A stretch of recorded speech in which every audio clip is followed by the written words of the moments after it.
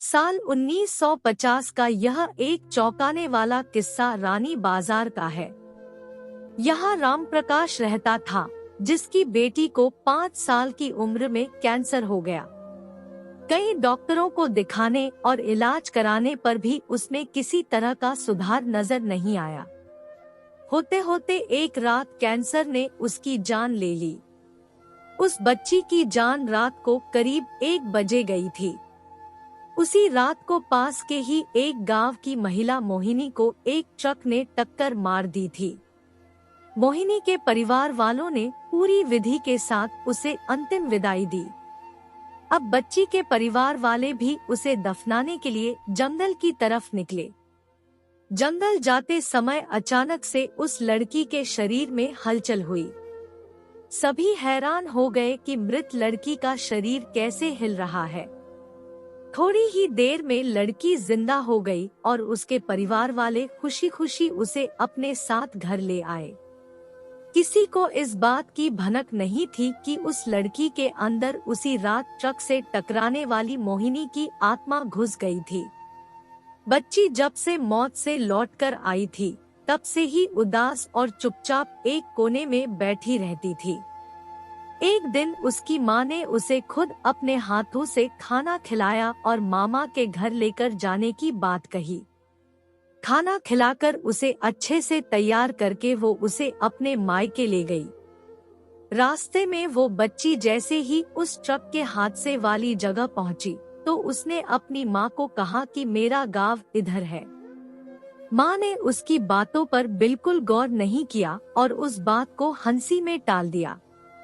कुछ ही देर में वो अपनी बेटी के मामा यानी अपने भाई के घर पहुंच गई। 1-2 दिन बाद मामा जी के घर के आसपास ही बच्ची के अंदर घुसी मोहिनी को अपनी पड़ोसन सिमन दिखी। उसने जोर से उसे नाम से पुकारा। सिमन ने पलटकर देखा तो एक छोटी बच्ची थी। उसे बड़ी हैरानी हुई कि इस लड़की को मेरा नाम कैसे पता है। तभी मोहिनी ने अपने साथ बीती सारी बातें उसे बता दी। उसने कहा कि मेरे परिवार वालों ने मेरी मौत से ही पहले मुझे जला दिया था, इसलिए मेरी आत्मा भटक रही है। उसी दिन इस लड़की की भी मौत हो गई थी, तो मैं इसके शरीर में घुस गई। सिमन ने ये बात अपने गांव जाकर सबको बता दी। पूरे गांव वाले और उसके रिश्तेदार मोहिनी से मिलने के लिए उसी बच्ची के मामा के घर के पास पहुंच गए। उस लड़की के अंदर रह रही मोहिनी की आत्मा ने सबको एक एक करके पहचान लिया। कुछ देर बातें करने के बाद वो अपने परिवार वालों के साथ अपने घर चली गई। अब उस लड़की की माँ बच्ची को घर में न देखकर परेशान थी। जब उसे पता चला कि वो कुछ लोगों के साथ दूसरे गांव गई है, तो वो उसे बुलाने के लिए चली गई।